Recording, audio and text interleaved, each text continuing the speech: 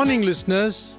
Psalm 119 verse 105 says, "Thy word is a lamp unto my feet and a light unto my path." So let's begin this day with the word of God, which shows us the way to righteousness. My message this morning is an advice.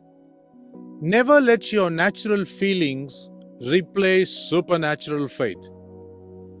After a hard day's work at the office, so to speak, where the disciples had to make the thronging crowds that heard Jesus preach to sit down and then bend down to serve the bread and fish, they must have been exhausted after serving the listeners. The Bible records in Matthew chapter 14 verse 22 that Jesus made the disciples get into the boat to go before him to the other side while he dismissed the crowds. After he had sent the crowds away, Jesus Christ went up into the hills to pray to his Father. When evening came, the Bible records, he was there all alone.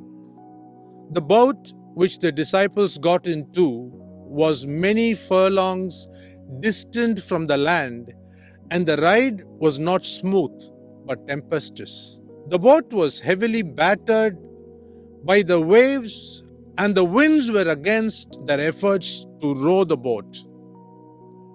While the boat was heavily rocked, the Word of God says that in the fourth watch of the night, Jesus came to them walking on the sea, and they were terrified as it was pitch dark and they thought it was a ghost. While they cried out in fear after seeing him, he spoke to them saying, "Take heart, it is I, have no fear."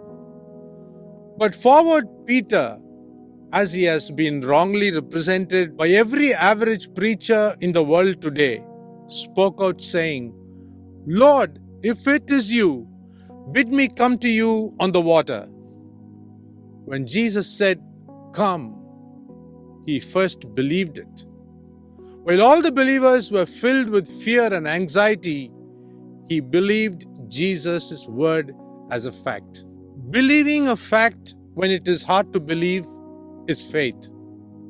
Faith enabled him to walk on the water because it was not the water that first held him from sinking, but the word "come" which Jesus spoke. When raw faith was overtaken by feelings with what he saw and experienced, he began to sink. None of the disciples were even willing to step out into the water from the boat, which happened to be their comfort zone at that moment.